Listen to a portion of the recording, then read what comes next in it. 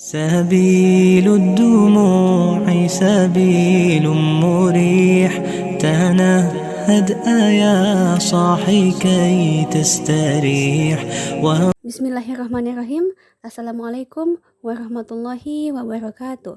Allahumma sholli ala Sayyidina Muhammad wa ala ali Sayyidina Muhammad. Alhamdulillah, puji dan syukur kehadirat Allah Subhanahu wa Ta'ala, karena berkat izin dan kuasanya kita masih bisa bertemu pada mata kuliah Sejarah Kebudayaan Islam. Tak lupa sholawat serta salam senantiasa tercurah kepada junjungan kita Nabi Muhammad SAW, kepada keluarganya, sahabatnya, dan insya Allah percikan rahmatnya akan sampai kepada kita yang istiqomah menjalankan syariatnya. Apa kabar mahasiswaku sekalian? Semoga kalian semua senantiasa dalam lindungan Allah Subhanahu wa Ta'ala. Pada kesempatan kali ini kita akan membahas tentang perkembangan Islam pada masa kerajaan Safawi di Persia. Mohon disimak dengan baik.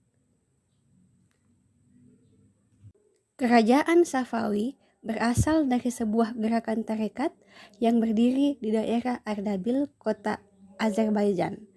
Tarekat ini bernama Safawiyah sesuai dengan nama pendirinya Safi al-Adin, salah satu keturunan Imam Syiah yang keenam, Musa al-Kazim. Kerajaan ini mempunyai perbedaan dari dua kerajaan besar Islam lainnya, seperti kerajaan Turki Utsmani dan Mughal. Kerajaan ini menyatakan sebagai penganut Syiah dan dijadikan sebagai mazhab negara. Oleh karena itu, kerajaan Safawi ini dianggap sebagai peletak dasar pertama terbentuknya negara Iran. Untuk lebih jelasnya, silakan simak video berikut ini.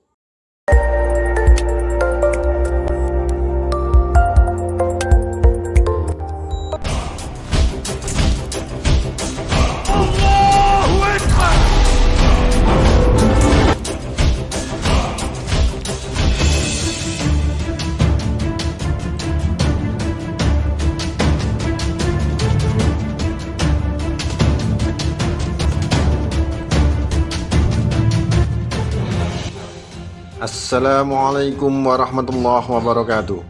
Jumpa lagi dengan saya di Rodon Channel yang mengungkap rahasia dan fakta di balik sejarah.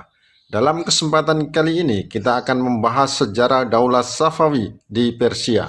Topik ini sangat menarik karena dari topik ini nanti kita akan tahu bagaimana sejatinya kerajaan Islam Syiah bisa berdiri dan berkuasa di tengah-tengah kekuasaan Daulah Turki Utsmani berideologi Islam Sunni dalam waktu bersamaan. Selain itu, kita juga akan tahu rahasia di balik konflik berkepanjangan antara Daulah Safawi dan Turki Utsmani sebagai perang ideologi antara Islam Syiah dan Sunni. Mengapa itu sampai terjadi? Dan mengapa Daulah Safawi berideologi Syiah itu akhirnya runtuh? Anda ingin tahu? Yuk kita membahasnya. Daulah Safawi merupakan daulah Islam berideologi Syiah yang berkuasa di belahan wilayah Persia, kini menjadi negara Iran. Berdiri antara tahun 1501 hingga 1736 Masehi atau berkuasa selama 235 tahun. Wilayahnya membentang hingga perbatasan wilayah Daulah Mughal di sisi timur dan Turki Utsmani di sisi barat. Daulah Safawi memiliki perbedaan dengan dua daulah besar Islam lainnya seperti Daulah Turki Utsmani dan Daulah Mughal karena daulah ini menyatakan sebagai penganut Syiah dan menjadikannya sebagai ideologi atau faham resmi negara. Di mana letak perbedaannya? Ikuti terus penjelasan video ini. Daulah Safawi beribu kota di Isfahan, terletak sekitar 340 km ke selatan Teheran, ibu kota Iran. Sampai saat ini, Isfahan masih banyak menyimpan kenangan kejayaan masa lampau. Kota ini juga banyak melahirkan boulevard atau jalan lebar, jembatan beratap, istana-istana, masjid-masjid, dan menaranya. Isfahan menjadi salah satu di antara sekian banyak kota besar di dunia. Di masa kejayaannya, Isfahan menjadi kota sangat maju dalam ilmu pengetahuan, kebudayaan, bahkan perdagangan. Ketika Daulah Safawi berkuasa, Isfahan menjadi ibu kota sangat indah, menjadi magnet bagi pendatang dari penjuru dunia dengan berbagai latar belakangnya. Kota Isfahan sangat indah dan terkenal hingga dijuluki sebagai kota separuh dunia atau Isfahan Nisfi Jahan. Karena pada waktu itu segala sesuatu yang dicari semuanya ada di kota Isfahan. Nah, sebelum kita membahas lebih jauh, ada baiknya kita kaji lebih dahulu latar belakang sejarah berdirinya Daulah Safawi. Bagaimana daulah ini bisa tiba-tiba berdiri dengan cepatnya? Sekadar diketahui bahwa Daulah Safawi berdiri pada saat Daulah Turki Utsmani mencapai puncak kejayaannya. Daulah ini berdiri berawal dari sebuah gerakan tarekat Safawiyah yang muncul di daerah Ardabil, kota Azerbaijan sebagai cikal bakalnya. Nama tarekat Safawiyah diambil dari nama pendirinya, yakni Safiuddin, keturunan Imam Syiah ke-6 Musa al-Kazim. Nama lengkap Safiuddin adalah Syekh Safiuddin Abdul Fattah Ishaq Ardabili, berasal dari Ardabil, Azerbaijan. Awal mulanya, tarekat Safawiyah muncul sebagai gerakan sufi, sebuah gerakan keagamaan untuk meluruskan orang-orang inkar pada ajaran Islam. Namun dalam perkembangannya, misi tarekat ditingkatkan dengan memerangi orang-orang yang keluar dari rambu-rambu syariah. Tarekat ini menjadi semakin penting setelah berubah bentuk dari pengajian tasawuf murni bersifat lokal menjadi gerakan keagamaan besar pengaruhnya di wilayah Persia, Syria, dan Anatolia. Dalam perkembangan berikutnya, penganut tarekat Safawiyah sangat fanatik pada ajaran-ajarannya. Hal tersebut ditandai dengan adanya itikad kuat dari kalangan mereka mendirikan sebuah kekuasaan tersendiri. Dengan dukungan pengikut yang kuat, lama-kelamaan para pengikut tarekat Safawiyah membentuk suatu kekuatan mandiri, fanatik, dan penuh percaya diri. Meski begitu, kegiatan tarekat Safawiyah masih sebatas fokus pada kegiatan keagamaan murni. Setelah Safiuddin wafat tahun 1334 Masehi, diteruskan keturunannya Sadruddin Musa, kegiatan tarekat masih pada seputar kegiatan keagamaan. Begitu juga ketika dipimpin Khwaja Ali dan Ibrahim. Namun saat diteruskan Junaid, tarekat yang awalnya sebagai gerakan keagamaan diarahkan menjadi gerakan politik. Dia juga membentuk prajurit kuat siap memasuki dunia perpolitikan. Setiap kegiatan keagamaan yang digelar tarekat ini pun selalu dibumbui kegiatan politik, sehingga menimbulkan gesekan dan konflik dengan penguasa wilayah setempat, yakni Karakoyunlu, salah satu suku Turki yang berkuasa di kawasan tersebut. Kelompok Junaid pun ditumpas penguasa Karakoyunlu dan Junaid pun diasingkan. Namun Junaid masih bernasib mujur karena tempat pengasingan Junaid mendapat perlindungan dari Dibyarbakir, penguasa Aka Koyunlu yang menguasai sebagian besar wilayah Persia dari suku bangsa Turki. Jadi penguasa Karakoyunlu dan Aka Koyunlu itu berbeda, meski keduanya sama-sama merupakan suku keturunan bangsa Turki. Dalam pengasingan itu, Junaid tinggal di istana Uzun Hasan. Junaid bangkit lagi dan tahun 1459 mencoba merebut wilayah Ardabil tetapi gagal. Tetapi pada tahun 1460 Masehi, ia kembali bangkit merebut wilayah Sirkasia tetapi dihadang tentara Sirwan dan ia pun terbunuh dalam pertempuran tersebut. Kepemimpinan Junaid dilanjutkan anaknya, Haidar. Haidar lalu menikahi cucu Uzun Hasan. Dari pernikahannya dikaruniai 3 putra, yakni Ali, Ibrahim, dan Ismail yang kelak menjadi pendiri Daulah Safawi di Persia. Di bawah kepemimpinan Haidar, gerakan Safawi berhasil bangkit dan bekerja sama dengan kekuatan Aka Koyunlu berhasil merebut wilayah Sirkasia dari penguasa Karakoyunlu tahun 1476 Masehi. Namun seiring berjalannya waktu, pihak Aka Koyunlu yang merupakan sekutunya memandang bahwa Haidar dan gerakan militer Safawiyah merupakan rival dalam meraih kekuasaan selanjutnya. Maka Aka Koyunlu berusaha melenyapkan militer Safawiyah. Haidar dan gerakan militer Safawiyah mengalami kekalahan dalam peperangan di wilayah Sirkasia dan Haidar sendiri pun terbunuh. Putra Haidar bernama Ali didesak bala tentaranya untuk menuntut balas atas kematian ayahnya. Namun pemimpin Karakoyunlu, Yakub sudah keburu menangkap dan memenjarakan Ali lebih dahulu bersama saudaranya Ibrahim, Ismail, dan ibunya di Fars. Namun mereka akhirnya dibebaskan Rustam, putra mahkota Aka Koyunlu, dengan syarat mau membantunya memerangi saudara sepupunya. Setelah membantu putra mahkota Aka Koyunlu dan mengalahkan saudara sepupunya, Ali bersaudara kembali ke Ardabil. Namun tidak lama kemudian, Rustam justru berbalik arah memusuhi dan menyerang Ali bersaudara, dan Ali terbunuh tahun 1494 Masehi. Periode berikutnya, kepemimpinan gerakan Safawi diserahkan kepada Ismail yang kala itu masih berusia 7 tahun. Dalam kurun waktu 5 tahun, Ismail beserta pasukannya menggalang kekuatannya di Gilan. Pasukan yang dibentuk dan dipersiapkan itu diberi nama Qijilbas, Baret Merah.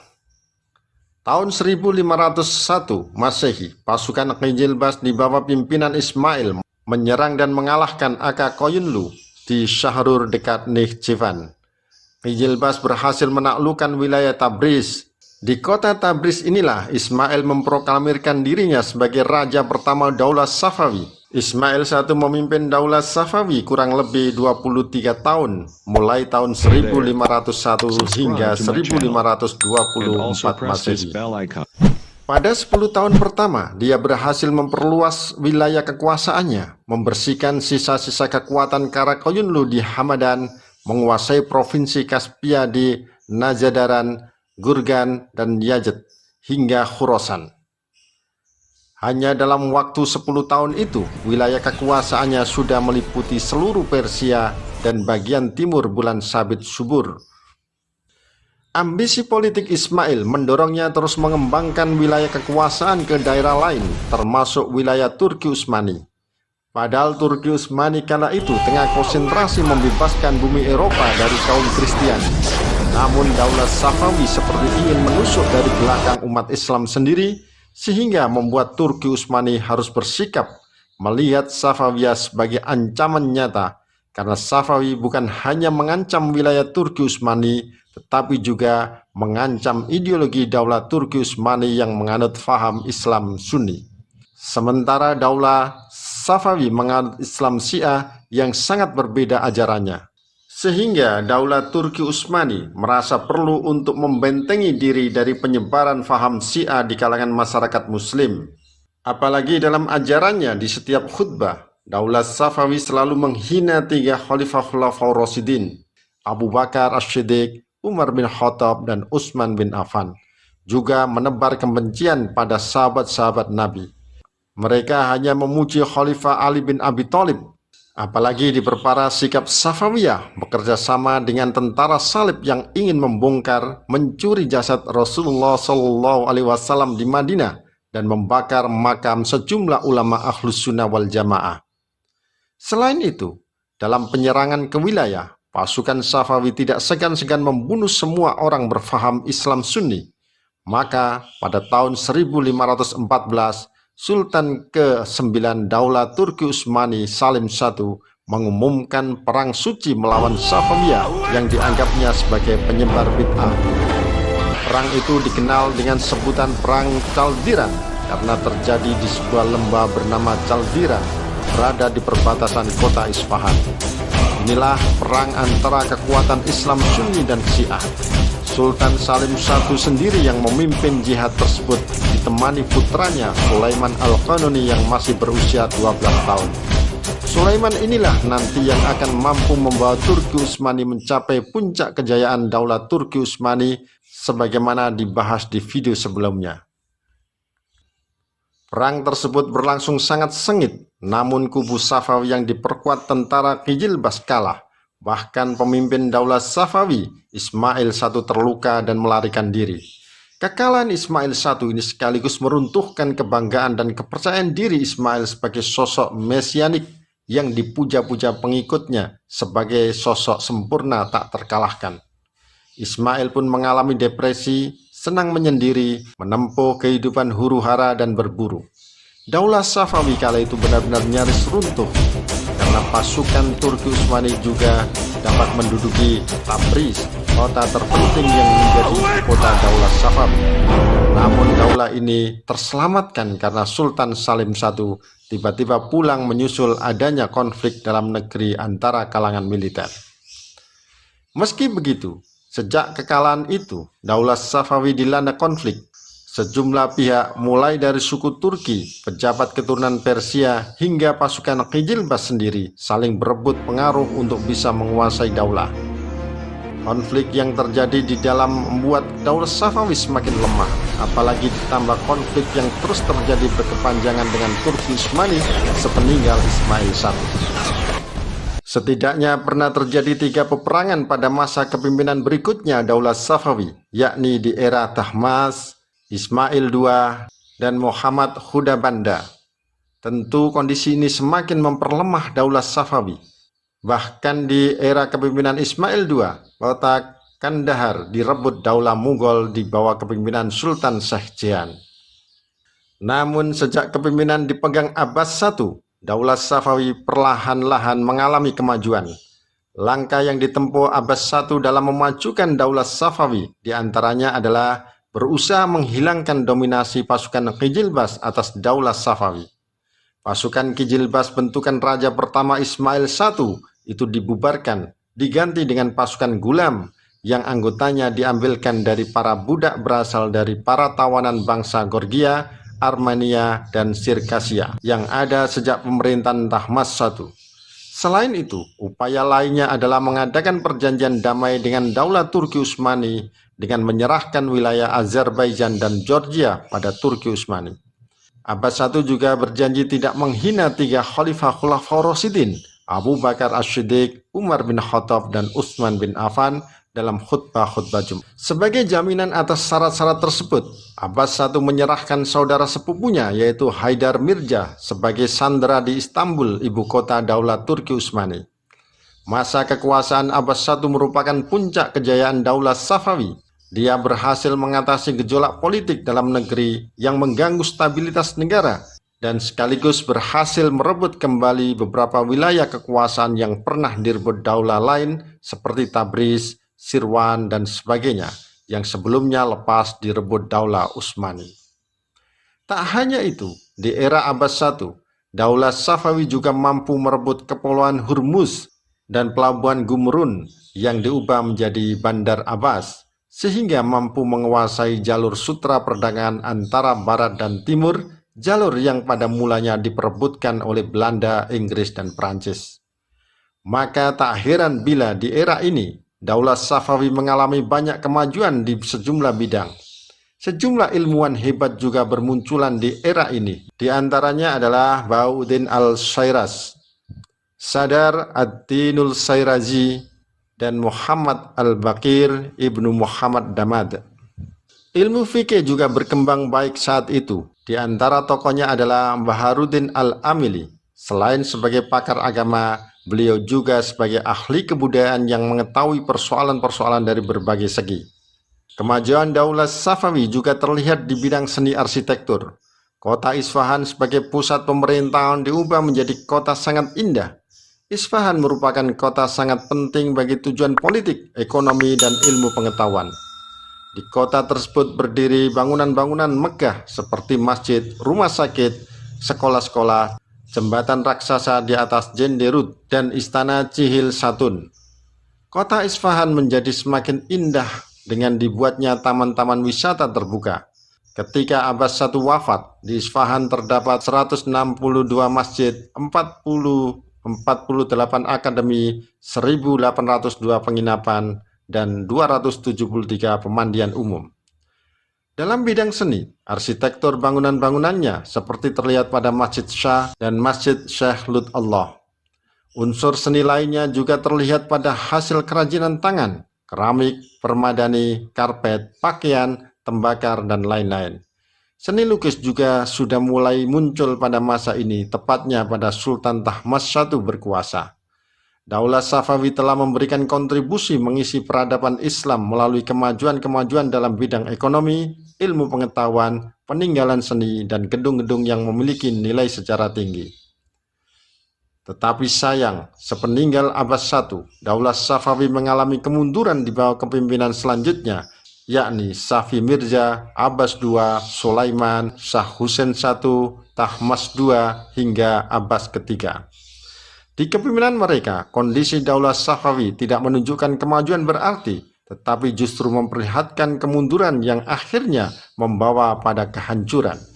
Kemunduran pertama terjadi pada masa Safi Mirza, karena dia seorang pemimpin lemah dan sangat kejam terhadap pembesar-pembesar daulah.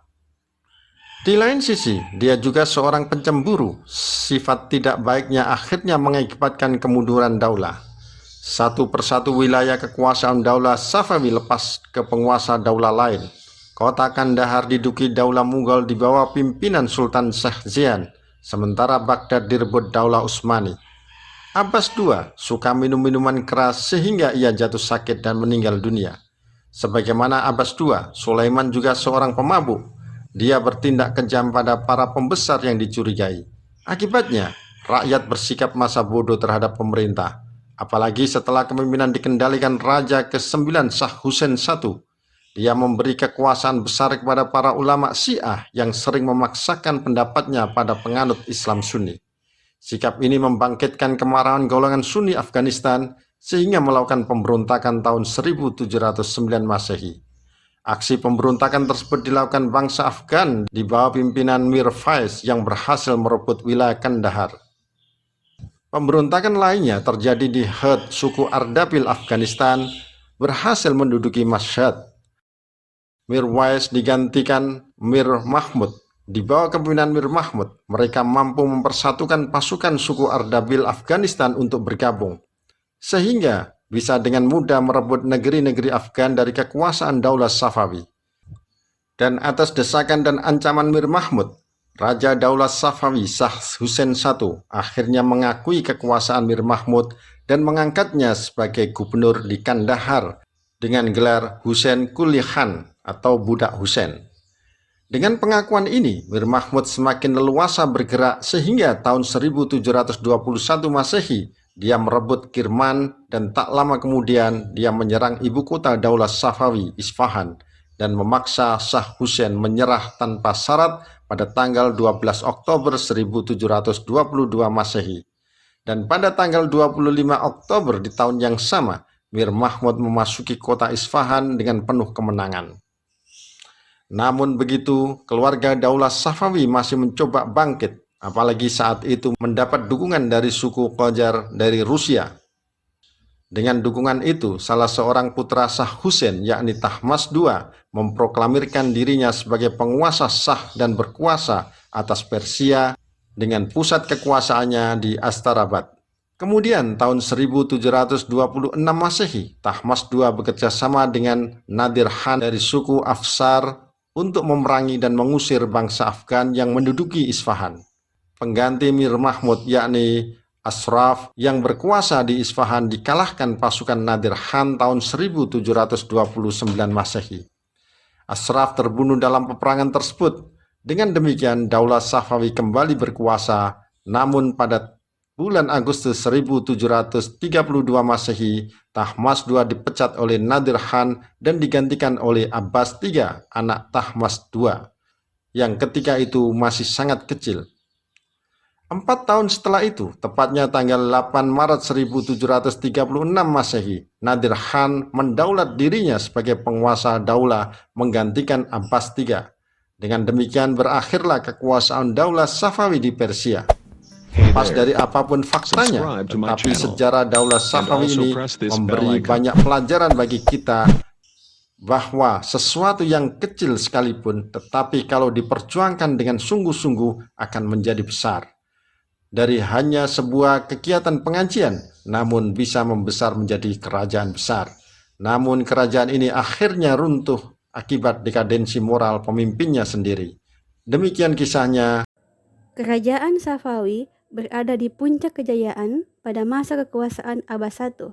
Banyak kemajuan yang dicapai kerajaan Safawi, antara lain dalam bidang politik, ekonomi, ilmu pengetahuan, dan bidang pembangunan fisik serta seni. Akan tetapi, setelah Abbas meninggal, Kerajaan Safawi mengalami kemunduran disebabkan raja yang memerintah sangat lemah dan sering terjadi konflik intern dalam perebutan kekuasaan di kalangan keluarga istana. Hanya dalam 1 abad setelah ditinggalkan Abbas, kerajaan Safawi hancur.